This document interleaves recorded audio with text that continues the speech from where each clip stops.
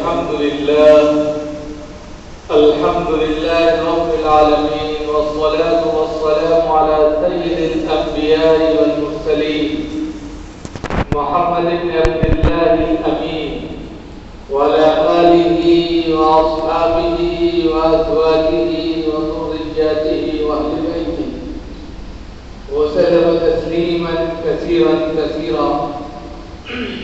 أما بعد، أعوذ بالله من الشيطان الرجيم. بسم الله الرحمن الرحيم.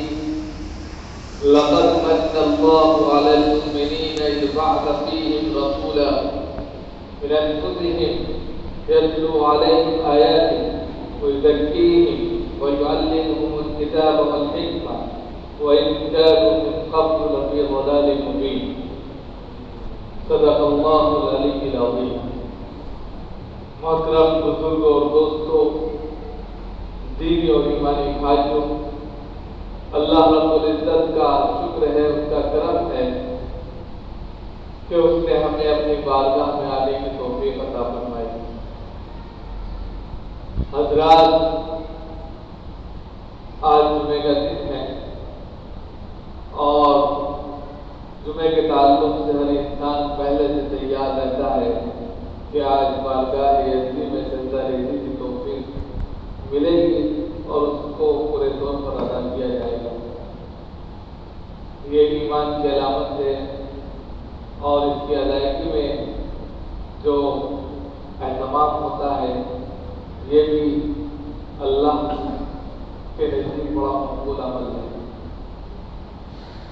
لیکن ساتھ ساتھ جو ہے یہ جو ہم ایکٹیویٹی کرتے ہیں، نماز پڑھنا، روزہ رکھنا، تلاوت کرنا، مناجات کرنا، مسجدوں میں آنا، اس کو آباد کرنا، نماز پڑھنا اور نمازوں کے ساتھ خاص طور سے جو علم دین کی باتیں ہوتی ہیں اس کو سننا اور ذہن میں بٹھانا، یہ ساری چیزیں جناب محمد رسول اللہ صلی اللہ علیہ وسلم کے صدقے تو فعل میں ہمیں ملی.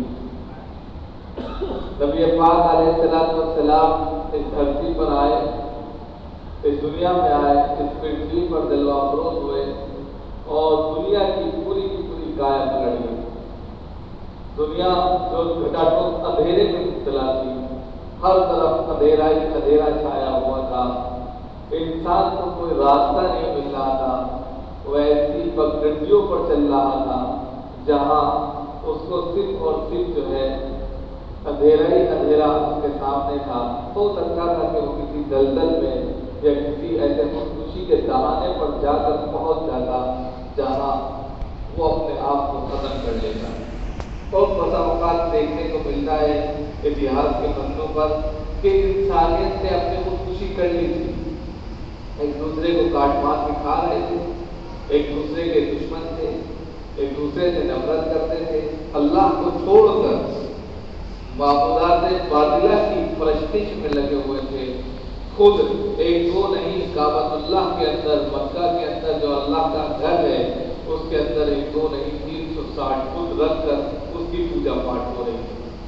تو اتنا زیادہ وہ اخلاقیات سے، کہہ سکتے ہیں کہ تعلیم سے، تمدن سے، عبادت سے، للہیت سے، خوشنودی سے، سب چیز سے وہ دور ہو گئے تھے.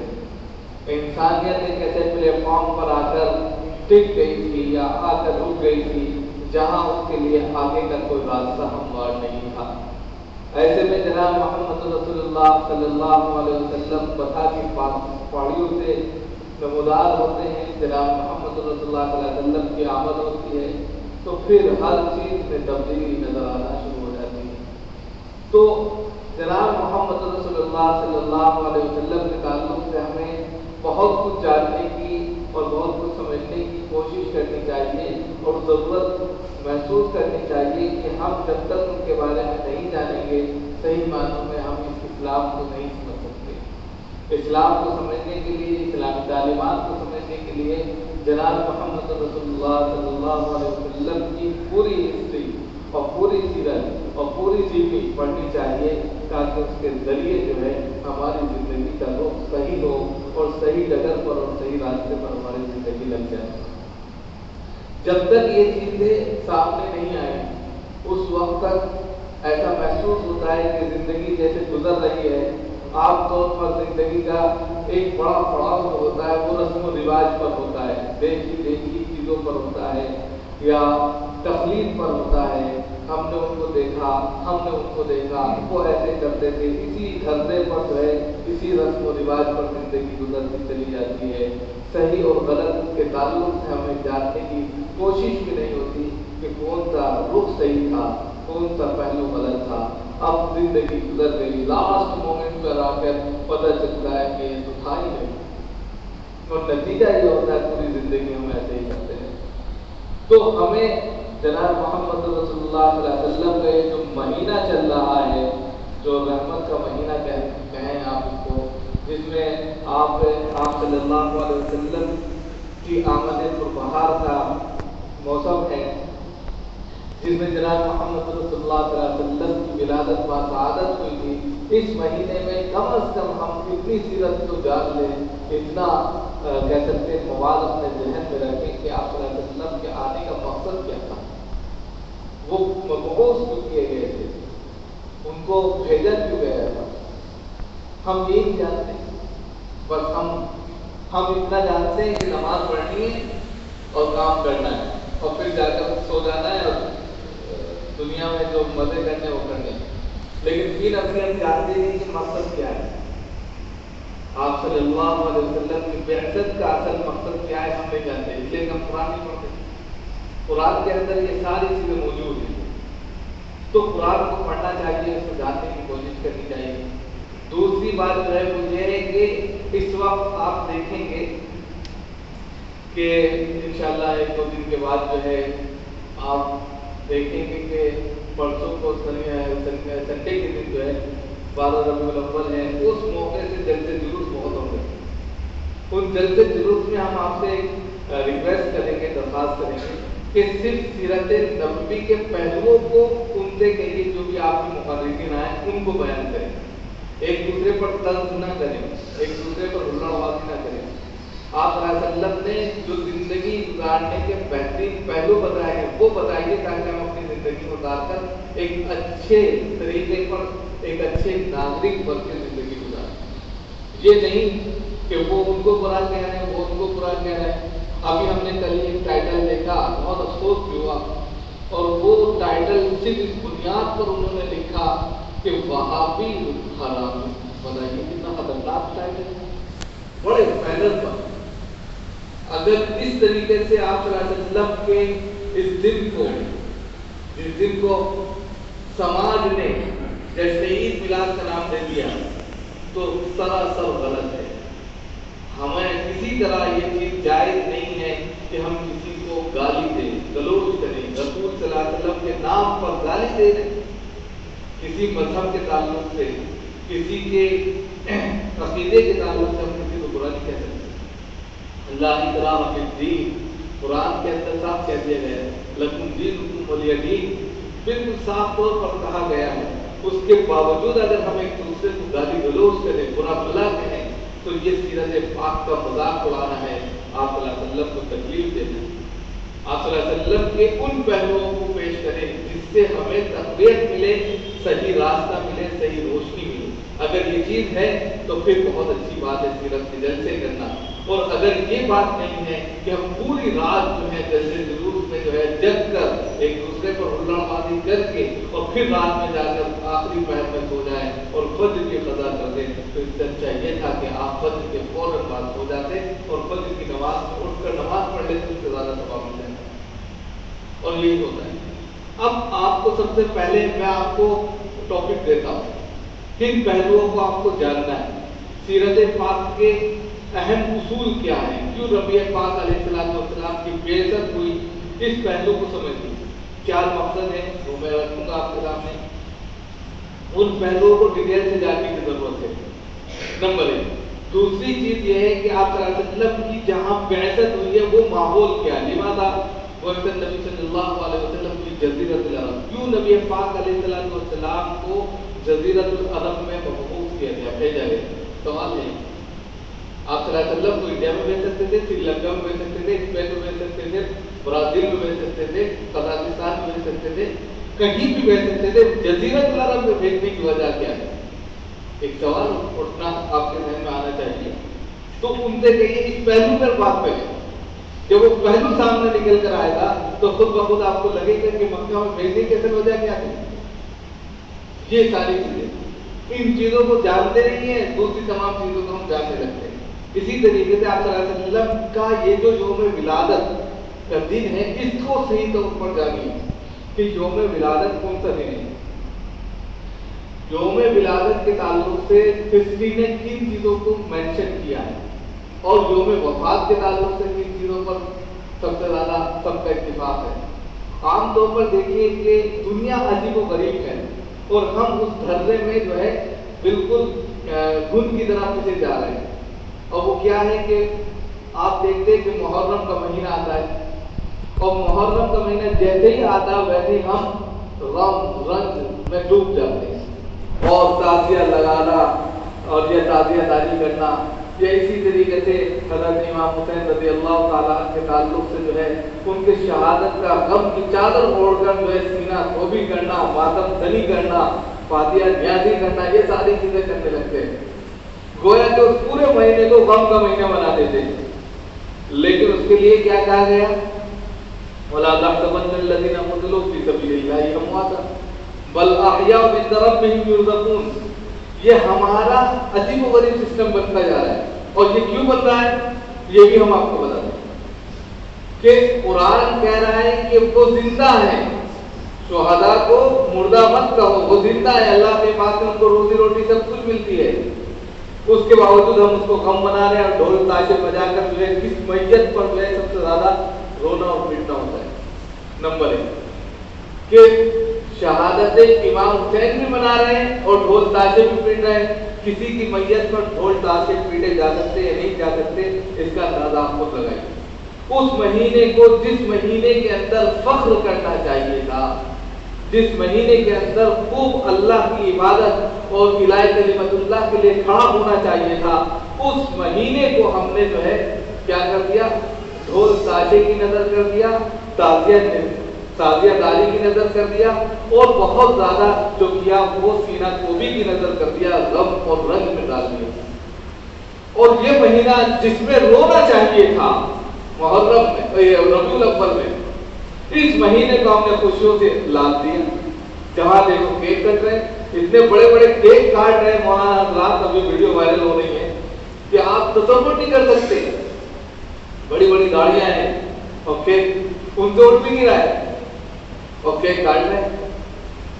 جشن عید میلاد کے نام پر جس دن 12 ربیع الاول ہے اس دن سب سے زیادہ پختہ تاریخ یہ ہے کہ اس تاریخ میں جناب محمد رسول اللہ صلی اللہ علیہ وسلم اس دنیا سے گئے.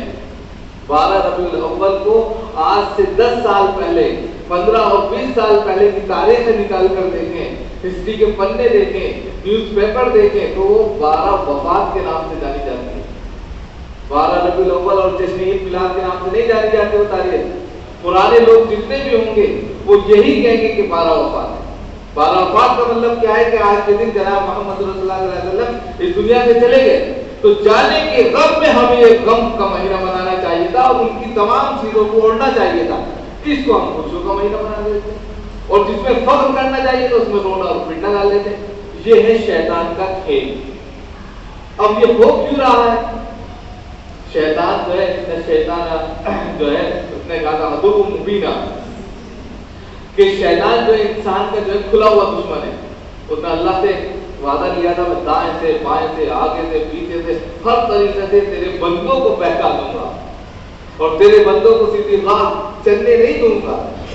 تو اللہ تعالیٰ نے کہا تھا لَأَمْلَأَنَّ جَهَنَّمَ مِنَ الْجِنَّةِ وَالنَّاسِ أَجْمَعِينَ کہ اگر تیرے راستے پہ کوئی گیا، تجھے کسی نے اپنایا، تیرے راستہ اختیار کیا تو میں سب کو اٹھا کر جہنم میں ڈال دوں گا، پھینک دوں گا، کسی کو نہیں چھوڑوں گا. اب شیطان آپ کے سامنے 3 لا کر پیش کرتا ہے، ایسے تو آپ مانیں گے نہیں. تو اب آپ کے سامنے جشن عید کے تعلق سے کہا کہ آپ صلی اللہ علیہ وسلم آئے تھے، کم از کم ان کی خوشی میں تھوڑا سا مٹھائی تقسیم کر دو. تھوڑا سا یہ کر دو، دھیرے دھیرے دھیرے دھیرے تھوڑے تھوڑے نے جو کیک کا ایک بنڈل بنا دیا، اور اتنا بڑا بنڈل بنا دیا کہ ایک پورا کا پورا ایک جو ہے عقیدہ بن گیا۔ کچھ لوگ اگر کیک نہ کاٹے تو ایسا لگتا ہے کہ آج میں کھانا ہی نہیں کھایا، آج میں کوئی چیز چھوٹ گئی۔ تو اسی طریقے سے شیطان جو ہے ہر عمل کو اس طرح کر کے دکھلاتا ہے آپ کے سامنے کہ یہ دین ہے، دین کا حصہ ہے، جبکہ وہ دین نہیں ہوتا۔ اب مثال کے طور پر تعزیہ داری کرنا، ڈھول پیٹنا، محرم میں غم منانا، یہ دین ہے؟ دین نہیں، لیکن آپ نے اس کو دین سمجھ لیا ہے۔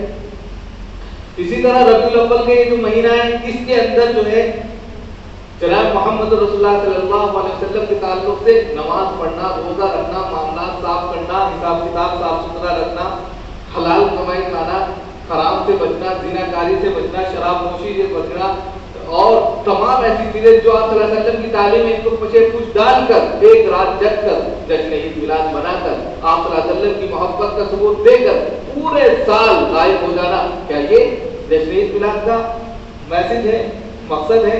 آپ صلی اللہ علیہ وسلم کے آنے کا یہ طریقہ تھا؟ یہ چیز ہم کر رہے ہیں، اور اس کو کیوں کر رہے ہیں؟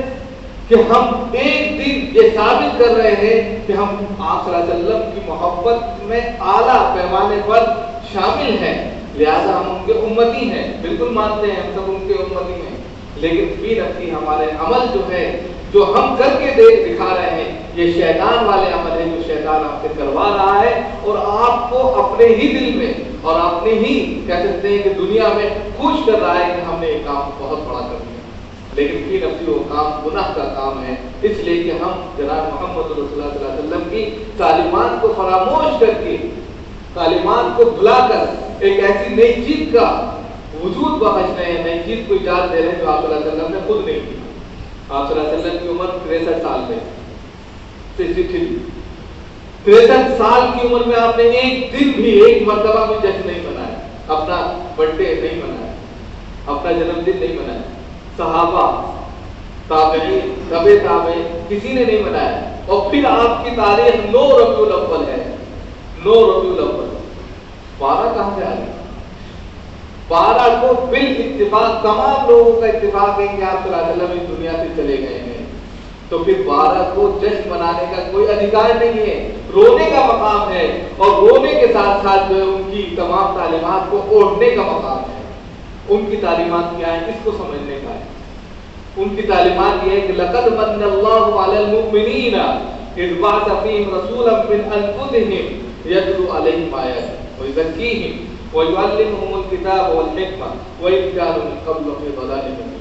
اس آیت میں آپ صلی اللہ علیہ وسلم کے آنے کا مقصد بدلا ہے، اور اللہ رب العزت نے کہا لَقَدْ مَنَّ اللَّهُ عَلَى الْمُؤْمِنِينَ، ہم نے مومنین پر ایک احسان کیا، ہم نے تمام کے تمام جو مومن ہیں، مسلمان نہیں کہا، مسلمان تو وہ بھی ہیں جو ابھی دیکھیں گے آپ کیک کاٹیں گے، وہ مسلمان ہیں، مومن وہی ہے جو اللہ کے دربار میں آ کر جھکتا ہے اور اللہ کے فرمان کو لاگو کرتا ہے اپنی زندگی میں، اور جناب محمد رسول اللہ صلی اللہ علیہ وسلم کی شریعت کو اوڑھ لیتا ہے، اس کو بچھونا بنا لیتا ہے اور اس پر چلتا ہے۔ اس لیے کہا لقد من اللہ علی المؤمنین، مومن کے اوپر اللہ نے احسان کیا۔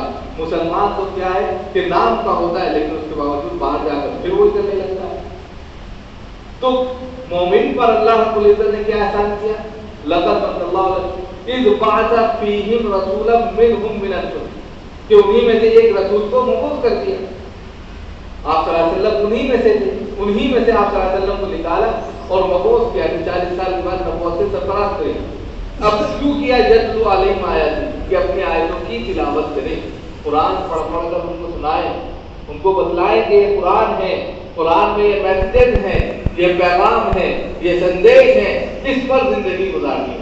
یتلو علیہم آیاتہ ویزکیہم، اور ان کا تزکیہ کرے، گندگی اگر آ گئی ہے ان کے اندر، ان کے نفس جو ہے پراگندہ ہو گئے ہیں، ان کے ذہن اور دماغ جو ہے گندے اور فضلہ ہو گئے ہیں، تو پھر ان کو پاک صاف کریں، توبہ کروائیں، استغفار پڑھوائیں، وظیفے کرائیں، ہاتھ منہ دھلوا کر جو ہے مسجد میں خوب نمازیں پڑھوائیں، یہ ساری چیزیں جو ہے ویزکیہم، تزکیہ کرنا، صاف ستھرا کرنا، دل کسی طرح گناہوں کی دلدل سے اور اس کے بوجھ سے ہلکا ہو جائے۔ جب یہ چیز ہوگی تو خود بخود انسان کا دل صاف ہوگا تو اللہ کے یہاں سجدہ دینے میں اس کو مزہ آتا ہے۔ وَيُعَلِّمُهُمُ الْكِتَابَ وَالْحِکْمَةَ، دو بات ہو گئے، اور دو بات یہ ہے کہ علم حکمت سکھائی، وَيُعَلِّمُهُمُ الْكِتَابَ، اور کتاب کا علم ان کو سکھایا، وَيُزَكِّيهِمْ وَيُعَلِّمُهُمُ الْكِتَابَ وَالْحِکْمَةَ، اور حکمت کے ساتھ سکھایا۔ یہ اب تیسرا نمبر پر کیا ہے کہ ہمیں قرآن سیکھنا ہے اور دوسروں کو سکھانا ہے تاکہ یہ پیغامات دوسروں تک پہنچ جائے۔ اور چوتھی بات کیا ہے کہ ہم جو ہے یہ سارے کام حکمت کے ساتھ کریں، الرٹ اپ نہ کریں، وداؤٹ حکمت کے نہ کریں، حکمت کو ساتھ لے کر یہ کام کریں گے تو خود بخود آقا صلی اللہ علیہ وسلم کے یہ 4 میسیجز جو ہیں دنیا میں پھیلیں گے، ہر اعتبار سے اس سے جو ہے لوگوں کو روشنی ملے گی۔ وَإِنْ كَانُوا مِنْ قَبْلُ لَفِي ضَلَالٍ مُبِينٍ، اس سے پہلے لوگ جو ہے کھلی ہوئی گمراہی میں تھے، یعنی کہ کھلا وہ گمراہی میں تھے۔ اب اس سے پتہ چلتا ہے کہ اگر آج بھی لوگ جو ہے ان چیزوں کو تسلیم نہیں کرتے، ان چیزوں کو نہیں مانتے، ان آیت کی روشنی میں عمل نہیں کرتے تو کھلی ہوئی گمراہی میں پھر موجود ہے، کیونکہ لوگ اس سے پہلے کھلی ہوئی گمراہی میں مبتلا تھے، لیکن انہوں نے ان آیتوں کو اور ان پیغامات کو، ان میسیجز کو اپنی زندگی میں اتارا تو پھر صحیح راستے پر، صحیح روشنی میں آ گئے۔ لیکن جو لوگ آج بھی ان کو نہیں مانتے اور اس کے علاوہ عمل کرتے ہیں تو پھر وہ کھلی ہوئی گمراہی میں ہے، لہٰذا اس سے نکلنے کی سخت ضرورت ہے۔ اللہ تعالیٰ